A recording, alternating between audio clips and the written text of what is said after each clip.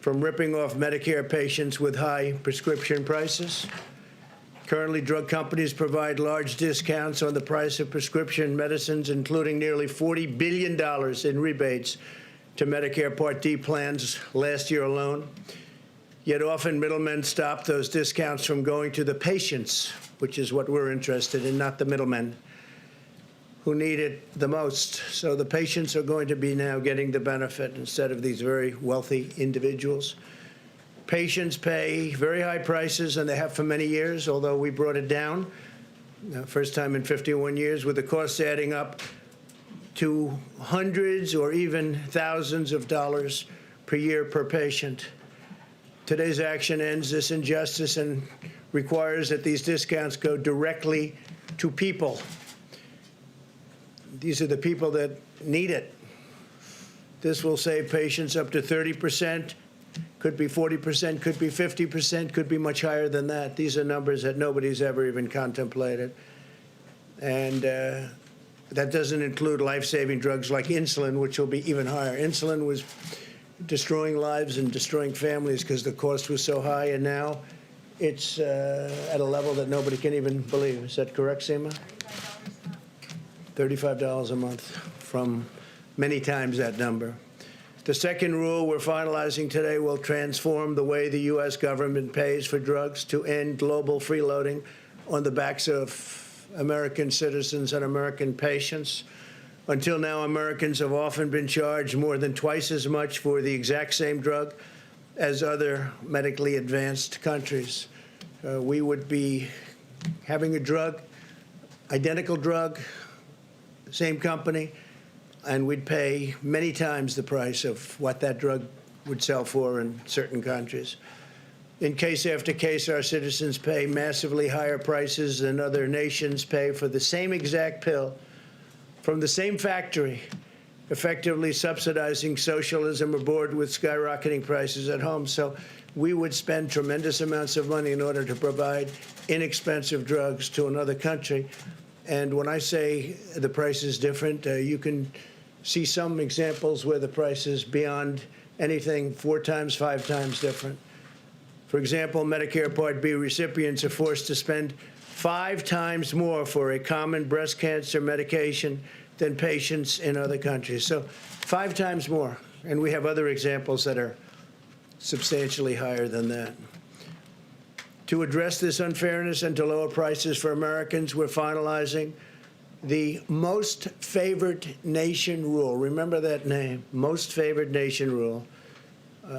Nobody's ever done this. The drug companies don't like me too much, but we had to do it.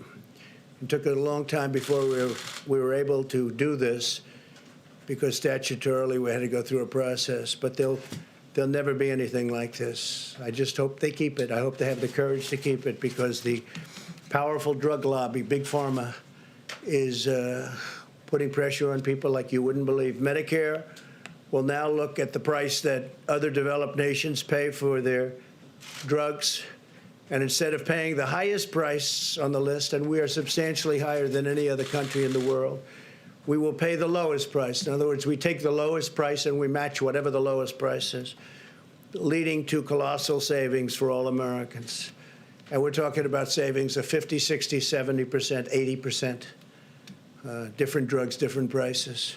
In addition, today, we're taking one more historic action to hold down drug prices.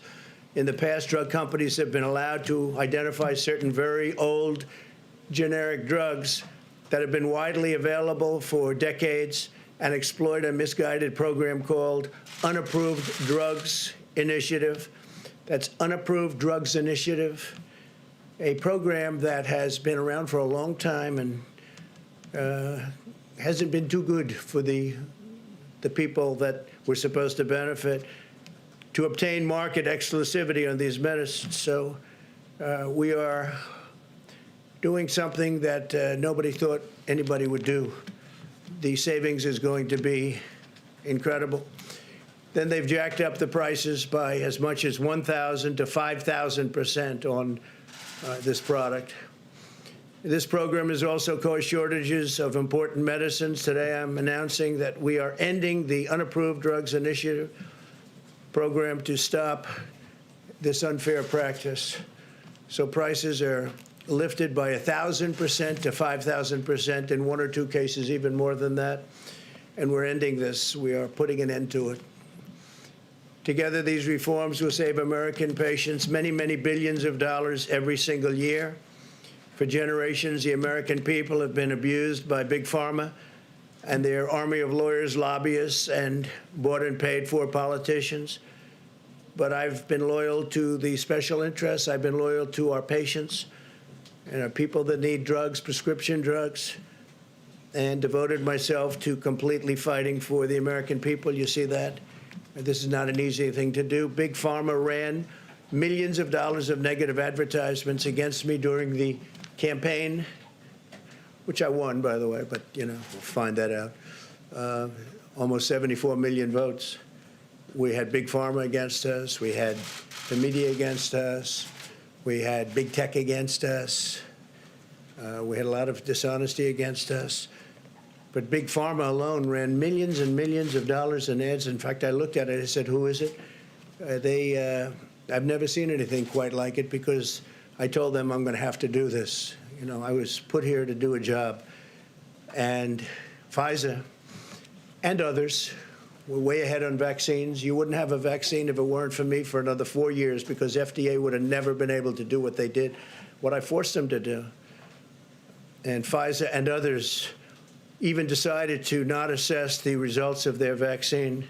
In other words, not come out with a vaccine until just after the election. That's because of what I did with favored nations and these other elements, instead of their original plan to assess the data in October. So they were going to come out in October, but they decided to delay it because of what I'm doing, which is fine with me, because, frankly, this is just a very big thing. A very big thing. What I'm doing here, I don't know if anyone's going to appreciate it. These people can't even believe it. Alex, even you can't believe it, can you? Look at you. So they waited and waited and waited, and they thought they'd come out with it a few days after the election. And it would have probably had an impact. Who knows? Maybe it wouldn't have. I'm sure they would have found the ballot someplace, the Democrats and the group. These corrupt games will not deter us from doing what is right for the American people. And I will always put American patients first. And I think it can never be shown better than what I'm doing today. Already, we successfully lowered drug prices for the first time in 51 years. In September, we finalized a rule allowing states, wholesalers, and pharmacies to safely and legally import drugs from Canada. Career politicians have promised to institute this reform for decades, and we got it done. The reason Canada, and this is going to be, I think, just a short-term fix, because until we have the favored nations fully ready, which we hope to be in January 1st. I think a very important thing is to say January 1st. It's right around the corner. But I'm giving governors the right to go to Canada, because they'll pay approximately 50% less for their drugs that they buy for their states. So the governors buying drugs for their states go to Canada. They buy the drugs for very, very much less, and they'll be able to pass that on to the people of Florida. Ron DeSantis was the first one to ask, but others are asking also. And it's a great thing. I mean, you'll save 50%. They're going to buy a lot from Canada initially, and I think ultimately they'll be comparing prices. You'll get the lowest price anywhere in the world, so you won't need to buy from Canada. In a few weeks, my administration will also finalize rules requiring federally funded health centers to pass drug company discounts on insulin and EpiPens directly to patients, and the EpiPen prices come way down. We remember those horrible stories about EpiPen. Well, the prices now come way, way, way down. We capped insulin costs for many seniors at just $35 a month, as I said, saving them an average of nearly $500 to $1,000 a year just on insulin, saving $1,000 a year on insulin. Since I took office, we've reduced Medicare Part D premiums by 12%, putting nearly $2 billion back into seniors' pockets. Now, 12% is great by any standard, but 12% is peanuts compared to what we've done with favored nations. I think it's probably the biggest story that we've ever had relative to drug prices. There's never been anything like this. This is something that has been talked about for many years, but nobody had the courage to do it because of the power of Big Pharma. We ended the gag clauses that prevented pharmacists from telling patients how to buy less expensive drugs. As you know, pharmacists could not talk to patients about how to buy drugs. How about that one? Think that's right? And now they can and should. We approved a record number of affordable generic drugs for 3 years in a row, and we put a very heavy emphasis on generic drugs. And the pricing there has become very good, but that pricing will also go down very substantially. No administration has ever fought harder or achieved more for our patients and for our seniors. But for America, when you think of it, for America, because other countries were paying a fraction of what we were paying. In some cases, a small fraction. I mean, it was what the numbers were just staggering. The difference between going to, I won't name nations, but I could name 5 of them right off the top of my head, that it is so incredible to think about for years what was happening. We've been working on this for 2 years. Statutorily, we had to go through a process. But when you think that our nation, for the exact same pill out of the exact same box, often made in the exact same factory, same company, and you take a look at the cost was so much more, many, many times more. In 4 short years, we've instituted the most dramatic series of drug pricing reforms in decades. And you'll see that it all comes to fruition right now, starting on January 1st. And the American people will benefit from our actions for many, many decades. And it should be very immediate. Now, I presume they'll sue, but it's a suit that they should never be able to win. They should never, ever be able to win. So now I'd like to ask Secretary Azar to provide some more details as to the action. And then, Seema, I'd like to have you come up and say a few words. And great job. We appreciate it. Thank you, Secretary.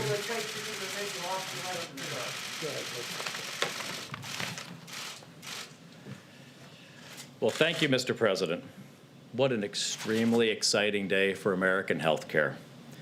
On top of the news that you just made, today, Pfizer will be filing an application for an emergency use authorization with the FDA for their COVID-19 vaccine that appears to be 95% effective. Within weeks, we could have a decision from FDA, and within 24 hours of that, we will have started distributing millions of doses of safe and effective vaccine to begin protecting our most vulnerable across America. You know, the President mentioned his passion for getting drug prices down, and I can tell you I've seen that firsthand. When I became Secretary in January 2018, the very first meeting we had in the Oval Office was to put together our plan for tackling drug prices. It was the #1 priority the President said for us was getting drug prices down. And in that meeting, we came up with the idea for most favored nation status and for ensuring that the discount prices that Big Pharma was giving to middlemen would get passed on to America's seniors at the pharmacy counter.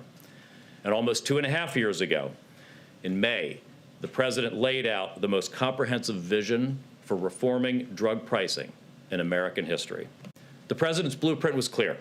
We need to put American patients first, and our drug pricing system too often puts them last. The system had to change. The blueprint called for tackling foreign free riding, for bringing down high list prices, for reducing out-of-pocket costs, and for better negotiation by our government programs. That's what the President has delivered over the last 2 years already, and that's what the President's delivering today with these new historic reforms. We're ending a broken system of shadowy kickbacks that drove prices higher and higher every single year and left so many patients shocked at the out-of-pocket costs that they owe at the pharmacy. We're replacing that system with upfront discounts in Medicare delivered straight to the patient at the pharmacy counter. We're bringing negotiation to the way we pay for the most costly drugs in Medicare, fixing a system where the government just took the price that drug companies offered, paying about twice as much as comparable countries. We're ending a program that's been used by drug companies to jack up prices on older drugs. The President's actions today boldly take on the big drug companies, take on the middlemen, and take on foreign countries' free riding off of Americans.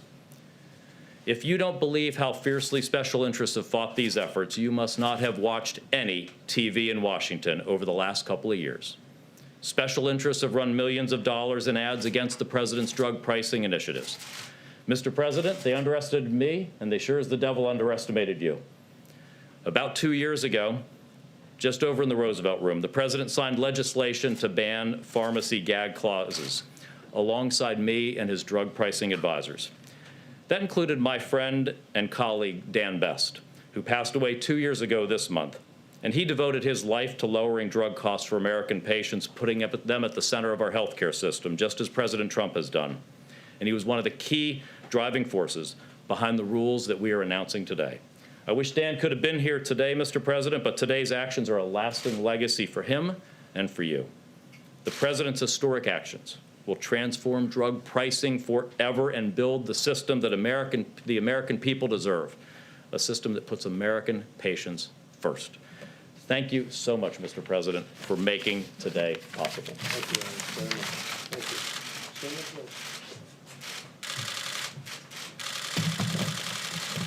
you. Masks and hoop earrings don't work well. Thank you, Mr. President, for your leadership. And let me take a moment to give some context for today's announcement. From day one, President Trump made it very clear that he wanted to make health care more affordable and accessible to every American.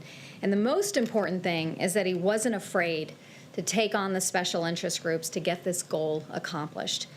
And in the absence of any meaningful legislative support, this administration has delivered real, tangible results. Premiums down in Medicare by 34%, the lowest in 14 years, and some areas saw declines almost as much as 60%. We stabilized the exchange, lowering premiums for the first time, and brought back more plan choices. We have set forth a pathway to make the American healthcare system work more efficiently to deliver better quality and lower cost, tackling long-standing problems that no other administration had the guts to do. And the list is long. Price transparency so that patients know what they're getting charged before they get their care, portable digital health records so patients have their complete medical history right on their phones, reducing regulatory burden so that doctors can spend more time with patients. The healthcare system will work better because of what this administration and President Trump has accomplished. And as the president noted, our achievements on drug pricing are no less sweeping and unprecedented. Thanks to regulatory changes in 2017, the Part D premiums have dropped to some of the lowest rates in 7 years, saving beneficiaries over $1.9 billion in premiums. And we're also bringing price transparency to Medicare so that doctors and patients have pricing information when drugs are prescribed so that patients can get the best deal. The President's Senior Savings Model has our Medicare beneficiaries cheering this year as they are selecting plans in this year's open enrollment. They have over 1,600 plans that are offering insulin for just $35 a month or less, and that is a massive 66% savings. Today's announcement is about Part B, where the Medicare program has been nothing but a powerless price taker. And the problem is simple. While there are market forces and negotiations that serve to reduce costs in other parts of the healthcare system, it just doesn't exist in Part B, which pays for drugs that you get in a doctor's office, cancer drugs and other infusions. In Part B, American seniors and taxpayers pay whatever drug companies want to charge. And doctors also get paid a percentage add-on. So the higher the drug costs, the more they get paid, giving an overt incentive to prescribe higher-priced drugs and for manufacturers to increase its prices. And so it's no wonder that American seniors are paying twice as much as what other countries are paying. And because of this, over the past 5 years, Medicare spending for Part B drugs has gone up by 55% on average. And drug spending in Part B is responsible for over a third of the premiums that our seniors pay. So the bottom line is higher drug costs lead to higher premiums and higher copays. Doctors do well, drug companies do well, but patients pay more. This effort is going to save over $85 billion over 7 years and saving seniors over $28 billion as well. And so I want to thank the President for being a problem solver, willing to think big and to act boldly on behalf of the American patients. His record of success over the last 4 years is a testimony to that mentality. Thank you. Thank you, Sue. Thank you. Thank you, everybody.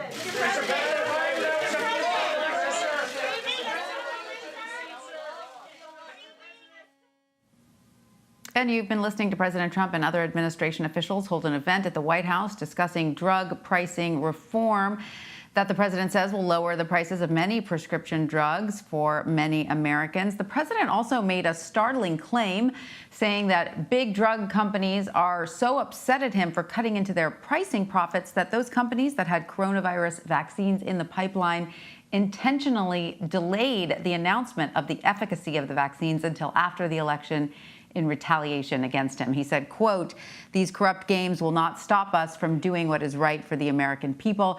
Again, the president provided no proof of these allegations of corruption. Health Secretary Alex Azar had some good news. He said Pfizer will apply for emergency application of its coronavirus vaccine that we know is showing a very promising efficacy rate. The